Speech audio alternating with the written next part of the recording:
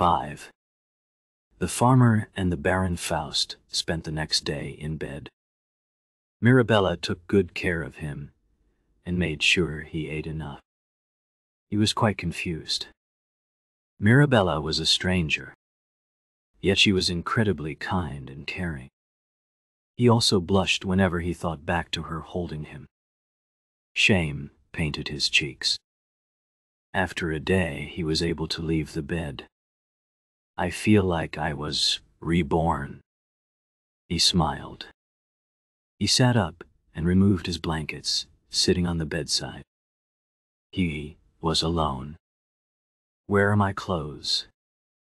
He wondered as he looked around the room and noticed a light brown pair of pants, socks, a belt, and a blue linen shirt, neatly folded over a chair. The room was cozily warm.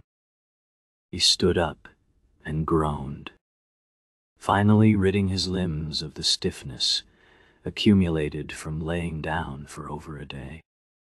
He took a few minutes to stretch and mobilize his body until he felt rather comfortable. He had long arms and big hands. He was also quite mobile. His body still looked very malnourished. He didn't feel as bad as before anymore, due to the food Mirabella fed him. He put on the clothes and the fabric was finer than anything he had ever worn before. He caressed the fine linen before putting it on. It was very wide, only getting tighter at the waist. It hid his skinny body and made him appear rather noble. He looked down at himself and shook his head. All of this is too expensive. This probably costs more than a cow. This color. He marveled at the clothing right before the door burst open, and Skank ducked through it to enter. He was 2.2 meters tall after all. When he saw Faust dressed and standing, he smiled happily. He was glad to see the boy was well again. "Kid, good to see you up on 2 legs again." He laughed and patted Faust's shoulder. "Looking good." Faust gulped. "I'll give them right back after earning my clothes, somehow. I can't afford these. Nor can I pay you for the food." He appeared a bit helpless. The food Mirabella fed him was the best he'd ever tasted. He concluded it was also the most expensive. Shank roared in laughter. "Do I look that poor? You can keep these clothes." "I can't have you looking like a beggar." He stopped, took a breath, and continued. "I wanted to talk to you about something. Why don't you accompany me to take a bath? We can talk while we do. My servant's already prepared 2 bathtubs, so you can't refuse." Shank added the last part as he saw that Faust was about to refuse. The boy was completely taken aback as he looked down his body at the clothes and asked once more timidly, "For me?" Shank only smiled and nodded. "Don't worry, kid. Anyone who would abuse you in your situation would be a heartless idiot. No. Now, shut up and come with me." He turned around and ducked through the door again. Faust could just walk through with enough space to spare. How can a man?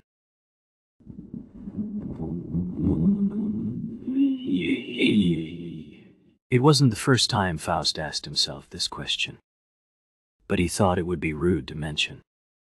He was still very careful and apprehensive around him, now that he knew who Schenk was.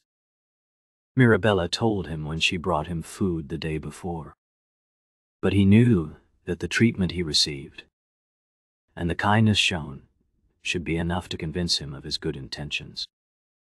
If a woman like Mirabella trusts him, then so can I, he concluded, and the 2 men walked through a hallway. The castle wasn't ugly on the inside, but the walls were whitewashed and the floor wooden. The two walked for a few minutes, and then Schenk opened a large wooden door with beautiful carvings. He didn't need to duck this time.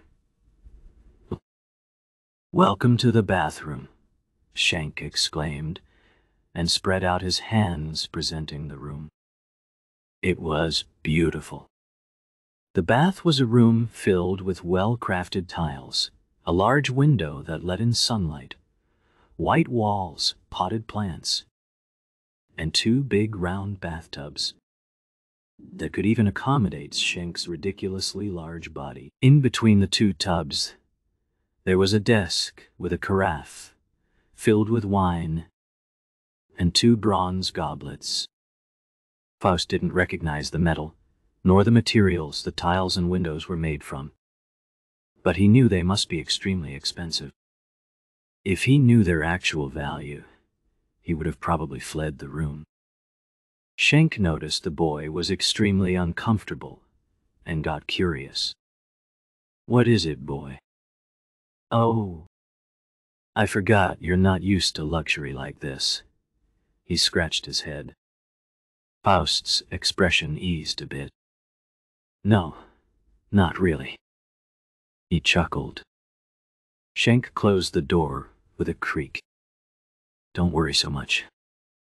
It all belongs to me. Just enjoy it. I thought you could use some relaxation. Have you ever had a hot bath?" Faust shook his head, a bit ashamed. "Not really.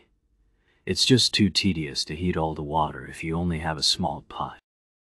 Schenk nodded, undressed, and hopped into one of the bathtubs.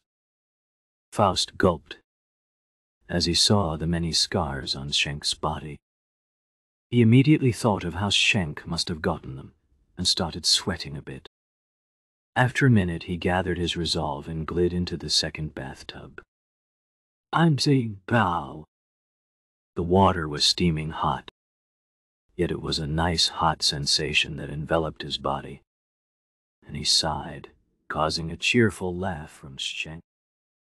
"Nice, isn't it?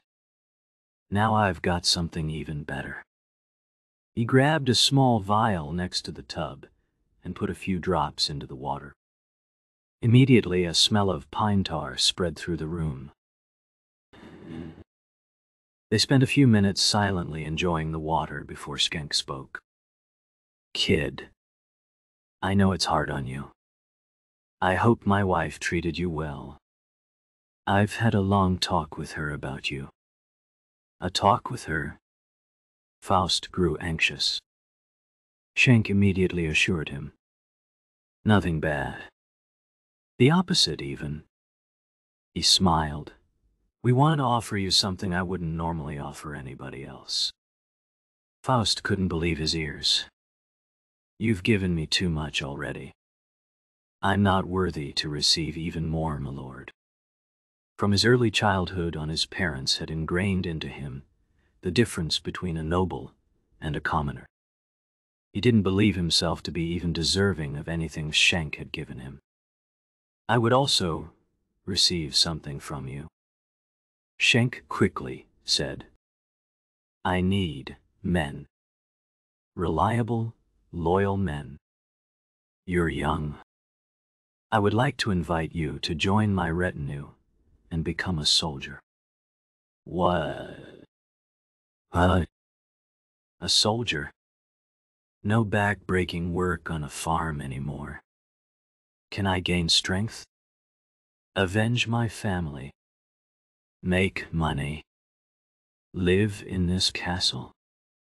Many questions shot through his head, and he looked quite puzzled on the outside. Yet Schenk waited patiently with an understanding smile. "I know it's probably overwhelming. Take your time and ask any questions you want." Faust opened his mouth, wanting to say something, and then closed it again. In no world did he expect such an offer. He thought the Baron would send him onto the farm of a rich farmer,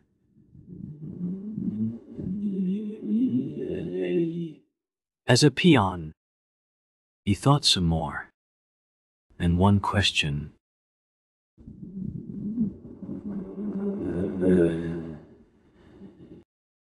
made his mind. Schenk noticed and cocked his head. "Spit it out, boy." Faust took a deep breath and asked, "Will I be able to avenge my family?" Schenk was taken aback, but then realized that his question made a lot of sense.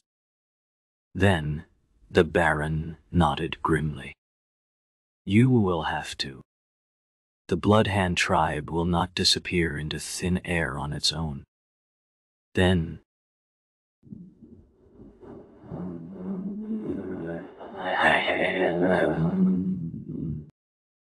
Faust showed a sad smile.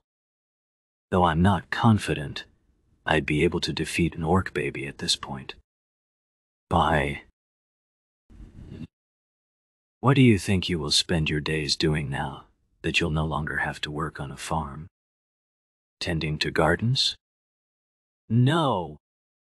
You'll train for combat." He raises a fist and smiles.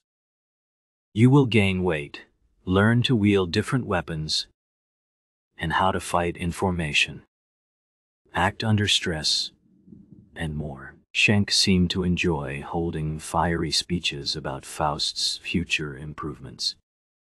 He found it hard to imagine, but he would take his chances. While Schenk prepared to continue his passionate elaboration, the door swung open, and a very, very tall girl about Faust's age stood in the door.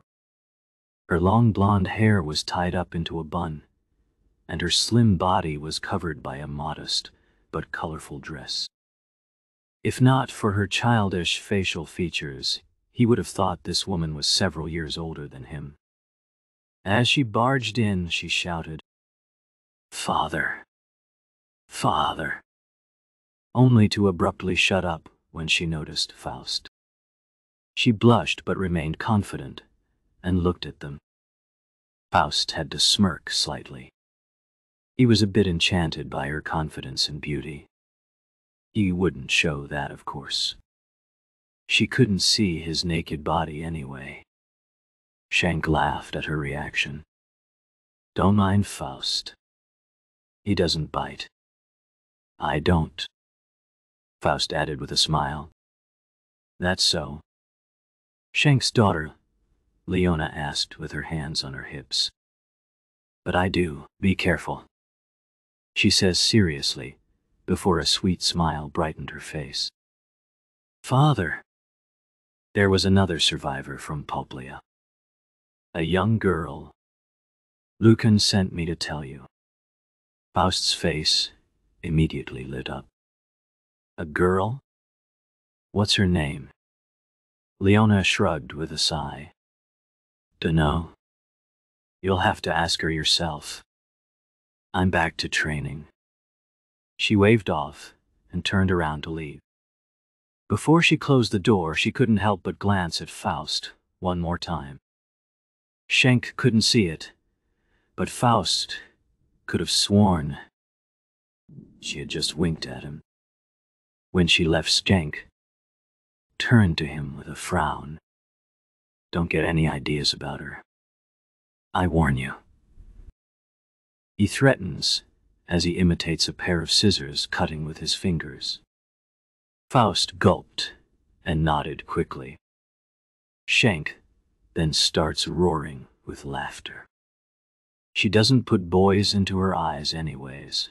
All that's in her head is training, training, and more training. He shakes his head with a smile. Faust could see how dearly Schenk loved his daughter. She prefers the sword over the kitchen. He shrugs. "I don't mind at all. But Mirabella is sometimes a bit sour.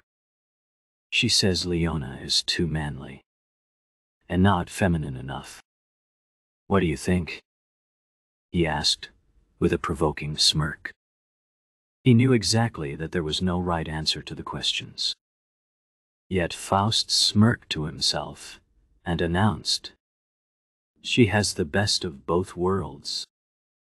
That answer was so unexpected that it caused Schenk to laugh.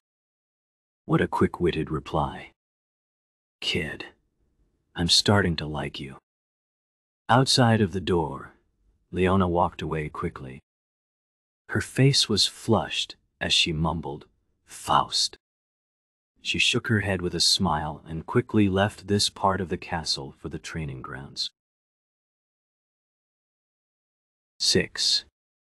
The Miller's Daughter. After the bath and talk with Schenk, Faust felt very refreshed. He was clean and had just heard that there was another survivor from Poplia. A beautiful girl at that. He quickly went through the girls his age in his head before meeting Vitus on one of the lower floors. "Kid, you heard there's another survivor, didn't you?" he said happily. "A cute girl at that," he added with a smirk in Faust's direction, who blushed. "I have, though I wasn't told her name. Do you know it? Her name is Flora. Mirabella is quite charmed by the little angel. Want to meet her?" the man offered.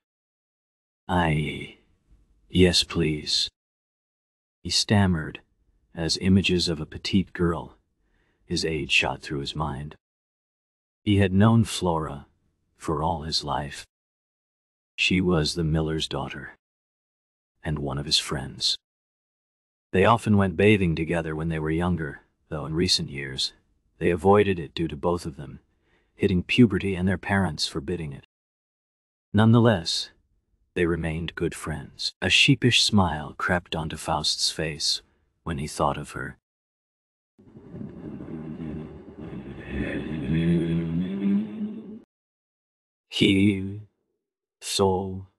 She was beautiful and kind. "Oh God," Vitus laughed. "I know that look.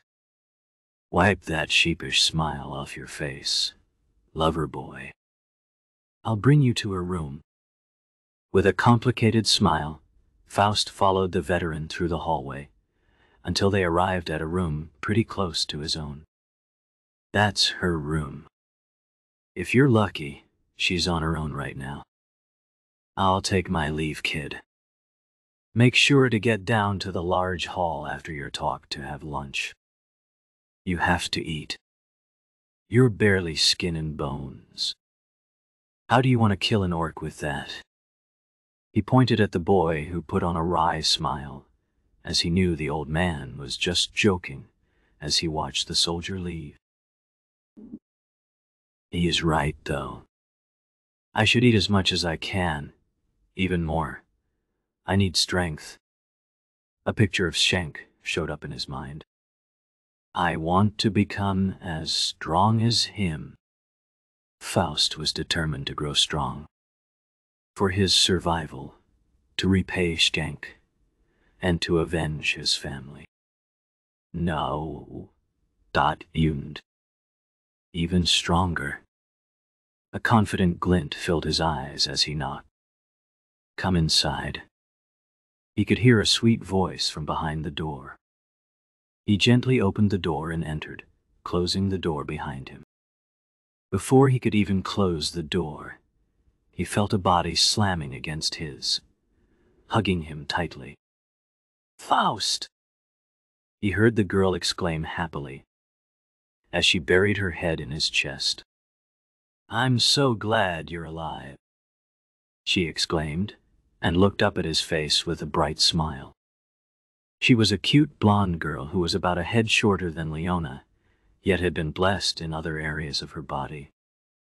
Faust felt overwhelmed by her sudden assault, but slowly hugged her back as he smiled brightly. For the first time since the raid, he was genuinely happy. He felt her soft body press against his, yet his thoughts were purely on the girl's beaming expression as she saw him. It felt good to be hugged. especially by Flora. I didn't dare to hope you survived. But here you are." He laughed and held her tight. They remained in their hug for a few minutes and enjoyed each other's warmth. Then they sat down on the small bench in front of the fireplace, where a small but lively fire was blazing. They sat right next to each other, and the girl, wearing a beautiful light blue dress. Yet Faust could see a tinge of sadness on her face. She couldn't be all right. She had just hugged him like a drowning person reaching for a piece of wood. He put a hand around her shoulder and pulled her closer. With a sigh, she put her head onto his shoulder. After a few moments of silence, he could hear her husky voice. "I don't know how to handle what happened. I don't know if I ever can." He could hear the sadness in her voice, and it reflected what he felt. He could feel her frail body quivering, and when he turned his head could see that she was crying silently. A sad smile appeared on his face, and he lifted her chin with his left hand. "I will never forget what I saw. Never." Then he wiped the tears off her face, which caused her to smile briefly. He found the sight enchanting. "When I saw you, the pain briefly disappeared, but it immediately returned, and I don't know how to stop it." She continues. But before she could speak herself into a rage, Faust hugged her, and after a minute the sobs slowly ebbed. "I'm sorry," she muttered with her head still on his chest. "Don't be. We're in this together, Flora.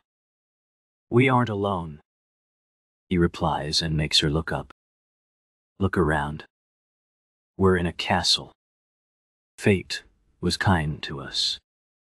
Schenk and Mirabella have taken us in.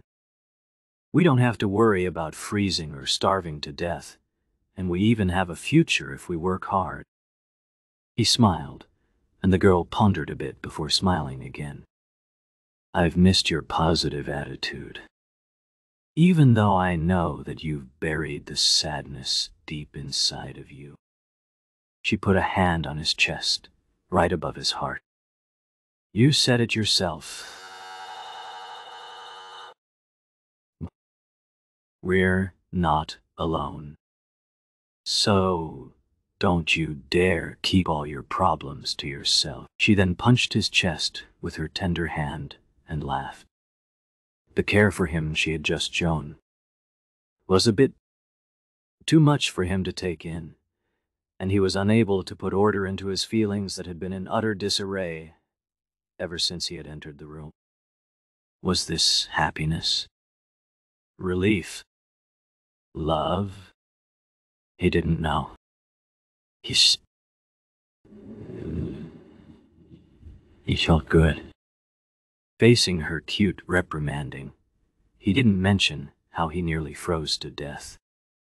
They spent some more time reminiscing about the past, spending time together.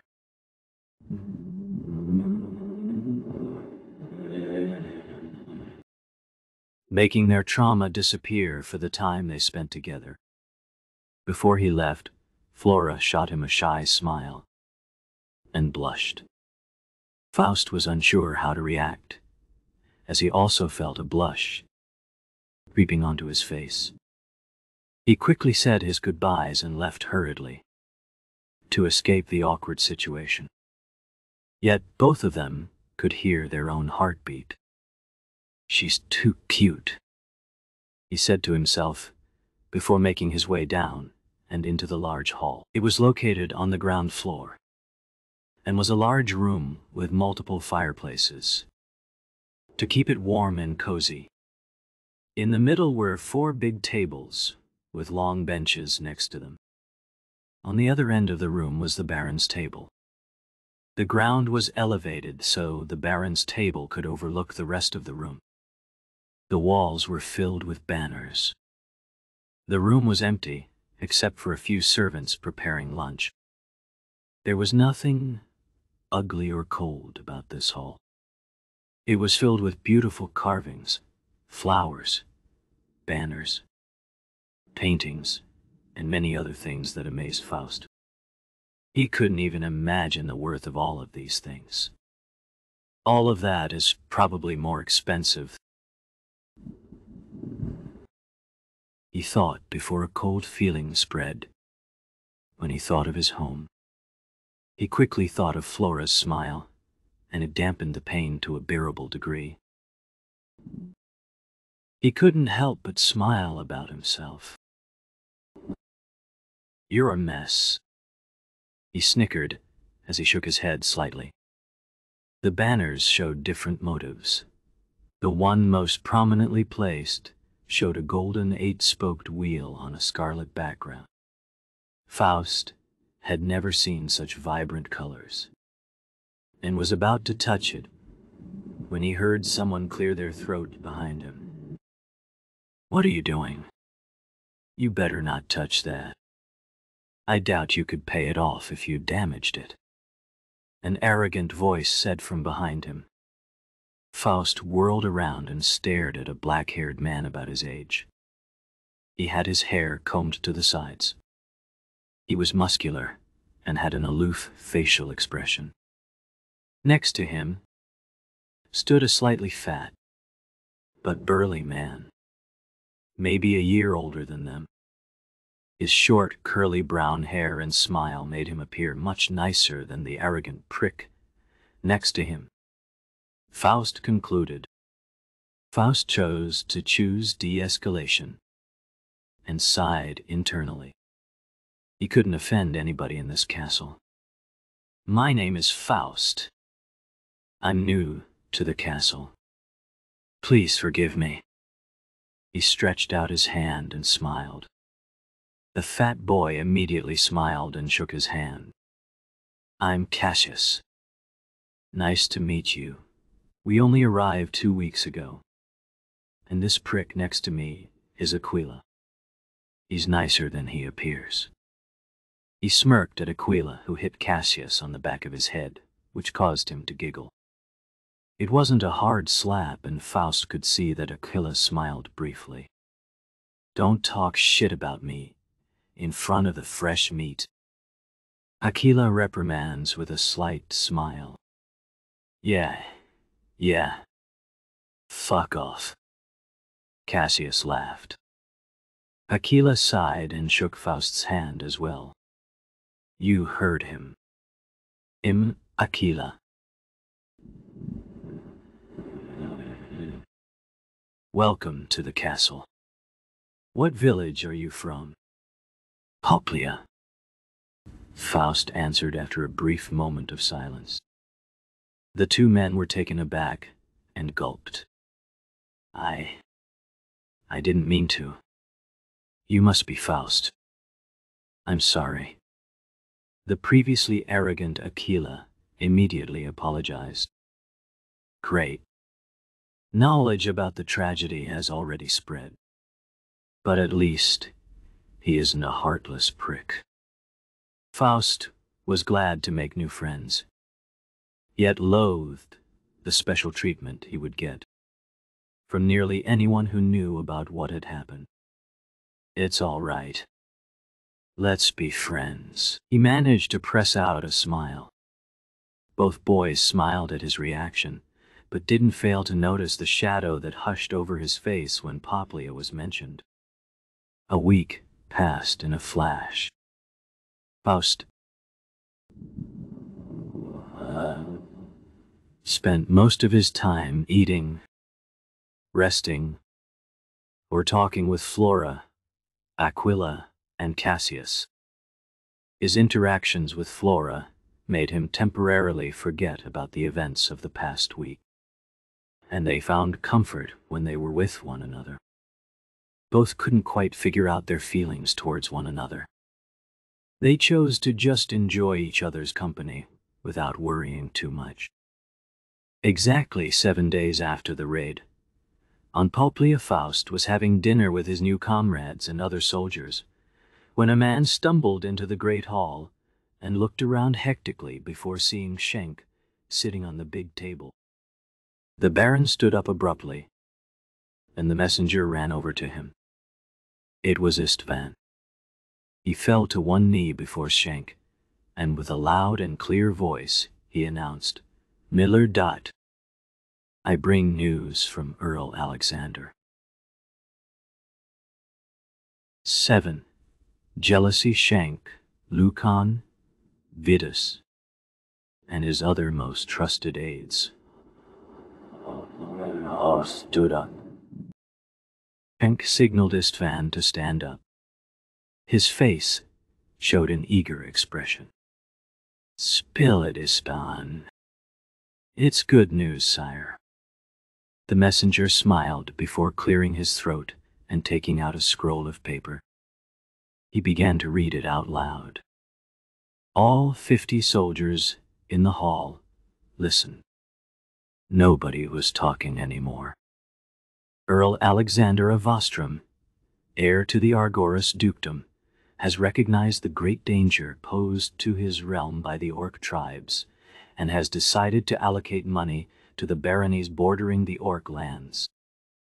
He orders his barons to enlarge their standing armies and modernize the equipment. Vostrom Castle will receive 5 gold ducats and is expected to increase the size of its army from 200 to 500 within 5 years. Istvan concluded. The entire room remained quiet. Nobody dared to speak. Schenk stood there with an open mouth. Faust was confused. Was that a lot of money? Why is everybody so shocked? He chose to ask Aquila quietly. Is that a lot of money? Yet his voice could be heard in the entire room. Faust immediately blushed and wished to sink into the earth as dozens of eyes fell on him. Then the entire room started laughing heartily. Schenk was the loudest. Faust was confused even more by the cheerful atmosphere. Aquila enlightened him. It's a sum so large it's completely unheard of. Never mind 300 additional soldiers. One can train and equip 1,000 men with that money. I would know. My father was the reeve of our village. I learned a lot about finances from him. After the initial commotion had died down, Schenk held a short speech. Comrades, the day has come. Finally, we will be able to strike back at the Bloodhand tribe. We have endured for long enough. The time of revenge will come. This letter, he held it up high. It's our ticket to revenge and peace. No longer will families be torn apart, villages burned, and prisoners taken. It is our time to strike back. His speech roused the soldiers in the room. Everyone had jumped up and roared with fighting spirit, beating their chests with their fists in unison. Faust was equally excited. His blood boiled when he realized that in a few years he might get the opportunity to strike back at the cause of his pain. To take revenge. He stood up and roared with enthusiasm. Vostrom Castle housed 200 soldiers and could raise 800 levied troops from surrounding villages in the case of war. These levies would perform normal jobs during peacetime and pick up arms in the case of war. The difference between a professional soldier and a levied one was huge. A professional soldier spent all his time training and performing missions and had seen much more conflict than a levied soldier, mostly farmers and craftsmen. Their value and combat efficiency were multiple times higher. Such a radical increase in the size of the army meant good chances for promotion, better equipment, and money. In addition to that, almost everyone in the room had lost one or more friends and relatives to the Bloodhand tribe over the years. They yearned to crush their enemies that had inflicted so much sorrow. A day later, the castle reacted to the news like an ant's nest that was poked into. It was bustling with activity. Messengers were sent out to all villages. Blacksmiths received large weapon orders. Carpenters started building new barracks outside of the castle. Soldiers were promoted, and news spread like wildfire. In the chaos of these changes, Vetus had canceled the planned training to take care of more pressing matters. Schenk and his trusted aides were covered in work from dusk till dawn. Faust used this free time to go for a walk. In this short week, he had already gained a bit of weight, and he felt much better already. He went up the castle walls to look into the distance and enjoy the landscape. He was just done staring at a small hill in the distance when he noticed a female laugh behind him. "What are you doing here all alone? Did they also cancel your training?" When Faust turned to look, his eyes turned round. It was Leona. She was wearing pants and a shirt. Men's clothing. He wasn't surprised, though. He had seen her a few times in it. Yet every time he saw her in these clothes, he couldn't help but get inappropriate thoughts. He couldn't help but let his eyes roam a bit when he looked at her. Her posture and mocking smile radiated confidence. She knew exactly what effect she had on him, and seemed to enjoy the attention. "My eyes are up here, Faust." She smirked as he blushed. She raised an eyebrow and stood next to him, looking at him. She smelled of flowers. "Sorry," he said, while he obviously wasn't, and smirked at her. Now it was her turn to blush.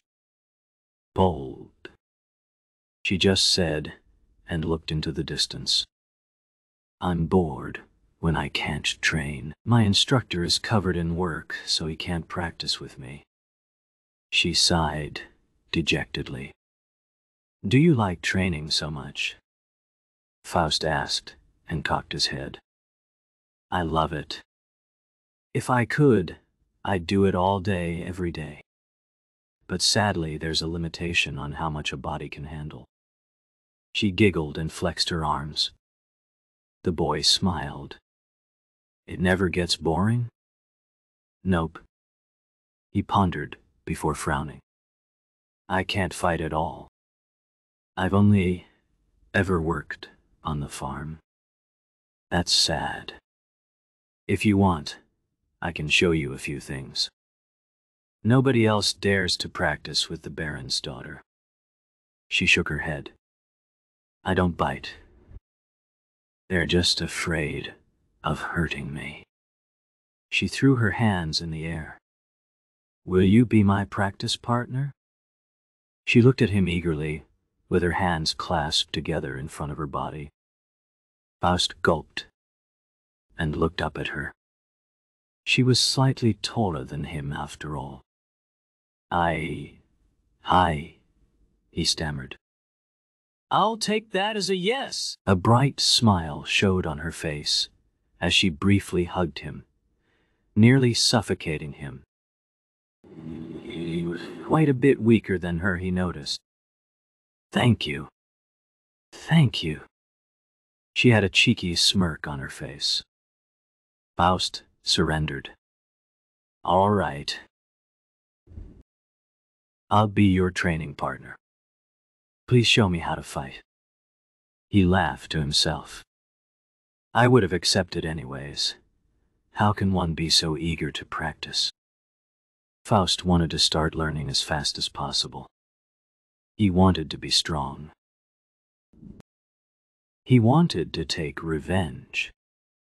And a good opportunity presented itself to him. You know I practice close combat ever since I was a child. I'll teach you the basics of wrestling. Don't worry, I won't hit you, but I might throw you. She winked, and Faust laughed nervously, which she found cute. She liked the boy, though it was only a good impression, nothing more. Leona never cared about the background of the people she interacted with. The entire castle was just like her in this aspect, much to the distaste of other nobles. Schenk, who had risen through the ranks relying on himself, treated his underlings and commoners with respect and empathy. Let's go outside of the city. I don't like the crowded training yards, Leona suggested, and Faust shrugged. Whatever you say, milady. Stop saying that. She hissed and punched him on the shoulder before laughing. Just call me by my first name. We're friends now. Her attitude surprised him and made him laugh. They slowly made their way out of the castle. As they left, a girl watched them laugh and joke with one another from another. Flora. She wore a sad smile as she watched the two teenagers. She was jealous. There's nothing between them, is there? She thinks to herself. Mirabella had grown very fond of Flora, who showed a passion for the arts. Dresses and elegance her daughter lacked. Mirabella had bonded with Flora a lot already. She was the only other person, besides Faust, Flora felt she could trust fully. Mirabella was happy she could impart her knowledge and passions such as embroidery or sewing beautiful clothes to Flora. The girl ran towards Mirabella's chambers as fast as her feet could carry her. When she arrived, she could see Schenk leaving the room hurriedly. He winked at her and walked off before adding, "Give her a few minutes." Flora was confused, yet waited outside for a bit before knocking. "Who is it?" Mirabella's voice resounded from the inside. "It's me, Flora," the girl shouted. Mirabella laughed and told her to come in.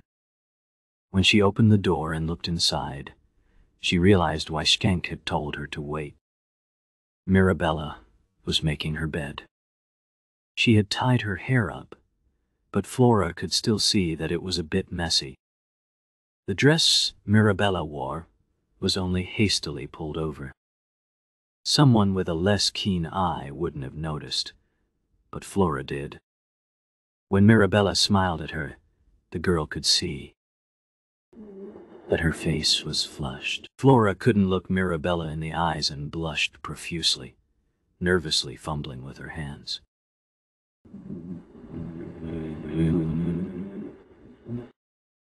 When Mirabella realized that Flora understood what happened, Mirabella laughed. "Well, since you figured it out anyways, I don't need to hide it. I'm only 30 after all. We just had some marital fun. No need to be ashamed." Mirabella walked over with a smile. Yet, Flora wasn't ashamed. She was fighting an inner battle. When Mirabella walked closer, Flora had mustered her courage and exclaimed, "Please, help me impress Faust." When Mirabella heard the girl's request, she smirked. "He won't be able to take his eyes off you. Let's see what we can do for you. After all, I'm a professional at impressing men." She giggled, and Flora was very nervous. Her move was quite bold, but she couldn't sit still after seeing Faust leave with Leona. Mirabella had already started rummaging through her wardrobe. "He's mine," the girl thought, with a determined expression. 8. Professional teaser Faust followed Leona out of the castle. Many of the castle's inhabitants greeted her as they passed through the narrow, bustling streets. She seems to like the attention, Faust thought. She waved at many of them, and even called some by their names. I have a place a bit outside of town where I usually practice wrestling. It's a small open patch of grass in a group of trees. I'm telling you, I might be a woman, but as of now, I'm still stronger than you. She teased him. Don't get any weird thoughts during practice or I'll tell my father, she added. And Faust laughed nervously. You might be stronger now, but in a few weeks, that will change. Mark my words. He laughed. She's pretty, but why is she talking about getting funny ideas? Has it happened before? Couldn't be. Shank would have murdered that guy. She couldn't be flirting. No. Probably not. He snorted. I will focus on learning. That made her chuckle. What now? Is she not satisfied with that either? What's with her? He couldn't understand Leona's intentions. His reaction left her a bit lost. She didn't consider that Faust just had his mind elsewhere, not seeing her the way most other boys his age did. She was used to getting stared at. This was new for her. Of course, Faust knew nothing about her thoughts. She gulped and realized why he didn't look at her that way after a while. His mind was on training already. She smiled inwardly. He might just be the kind of freak I always wanted as a training partner. Let's see if he is any talented. She giggled and Faust looked at her questioningly, but she just smiled and shook her head. Weird woman, Faust concluded. He was thankful she would teach him. It felt weird to learn fighting from a woman, but he laughed at himself and decided to throw his pride out of the window. I have to learn how to fight. I have to. The faster the better. They arrived at a small group of trees 10 minutes later. They walked another 2 minutes until they reached an open space large enough to wrestle. The ground was soft and dry. Perfect. This is it. Let's get ready, shall we? Leona exclaimed as she cracked her neck and slowly started to remove her shirt right in front of him. Faust's eyes grew wide, and he hurriedly covered his eyes. His face was beet red. Crazy girl. Why would she undress in front of me? Shank will kill me. After a few seconds of silence, Leona laughed out loud. Faust, what are you doing? He could hear her laughing sweetly. What do you think I'm doing? I'm covering my eyes, so your father won't hang me off the castle walls. Faust exclaimed a bit helplessly. She said nothing, but he could hear her coming closer. He gulped. What is she doing? Then he felt her hand on his arm that covered his eyes. Why don't you take a look? She whispers into his ear. His thoughts spun. What do? I can't. The voice of reason tried to argue in his head, but it was drowned by his hormones. He slowly removed his hand and looked at Leona, who stood right before him with a smirk, her hands crossed in front of her chest. She had bandaged her upper body and chest tightly for practice. He could see her flat stomach, perfect shoulders and collarbone. Yet everything indecent was covered. Let's practice, she said with a telling smirk. Faust's embarrassed expression quickly turned into a wry smile. You're evil. I was ready to sacrifice my life for a peek, and I was disappointed. He put a hand on his chest and dramatically proclaimed. Leona blinked a few times. She hadn't expected this kind of reaction. Then she chuckled as she caught him staring. Don't eye me like a hungry lion. We're here to fight. She laughed, very satisfied with herself. Faust shook his head with a grin. Let's start with the practice. Enough fooling around.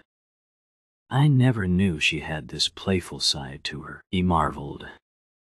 He removed his shirt to not dirty the linen unnecessarily after a moment of hesitation. His upper body looked healthier already. No longer as skinny, yet one could still see he was malnourished. Then Faust noticed a change in Leona's expression. All her playfulness was gone in a flash. She was in fight mode. Have you ever wrestled before? Sometimes, with my father, he admitted. Then both got into a wrestling stance, bowing forwards, lowering their upper bodies. Faust had to gulp. Leona's eyes could give one chills when she was fighting. She calmly analyzed his stance and how he reacted. If she reached out for him, she easily dodged as he tried to grab her wrist. She then quickly pulled the hand he had reached out for her, and she brought him off balance before tripping him. Faust was confident he could at least put up a bit of resistance. But he noticed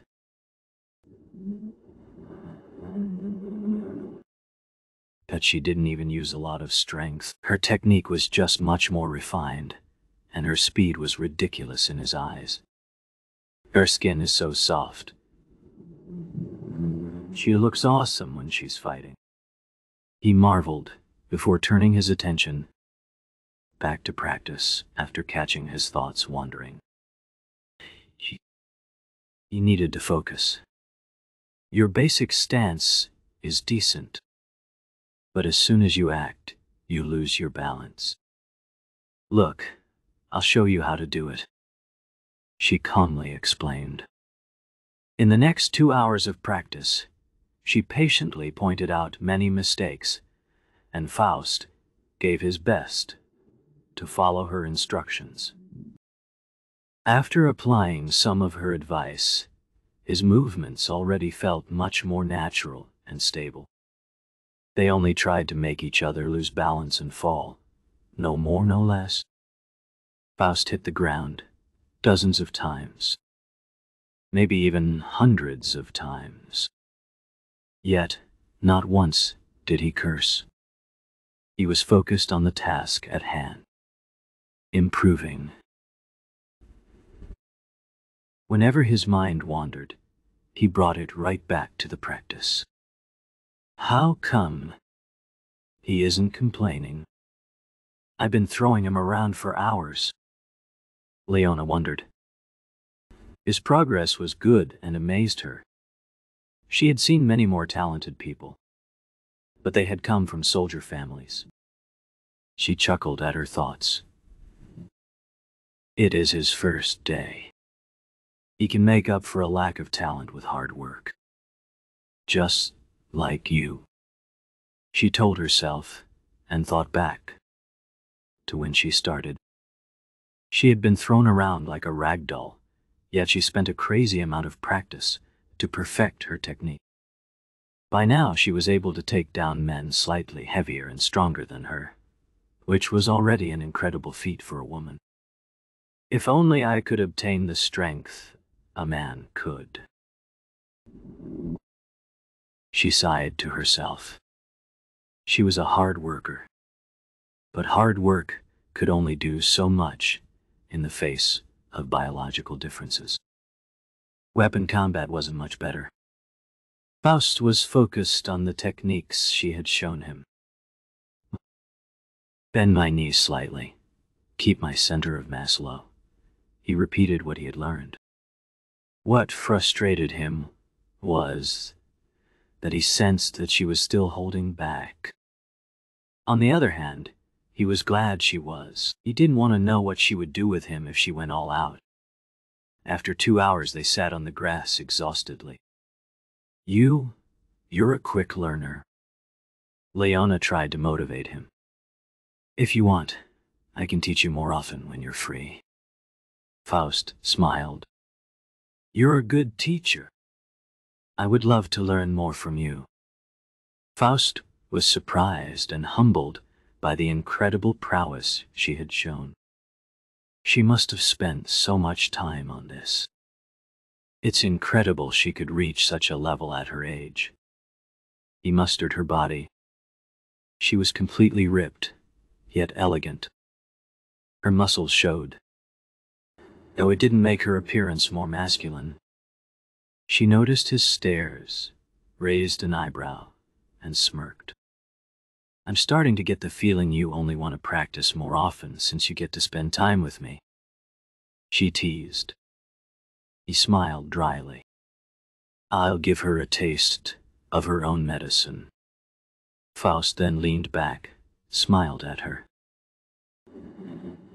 and with a smug smile replied, What if you were right? He looked at her face and triumphantly snickered when she blushed and hastily looked away. Don't say things like that if you don't mean them, she replied. He could hear a tinge of shyness in her voice, and the situation turned awkward. They sat there in silence. Faust could feel his heart beating. She was Skenk's daughter. He couldn't say such things to her, could he?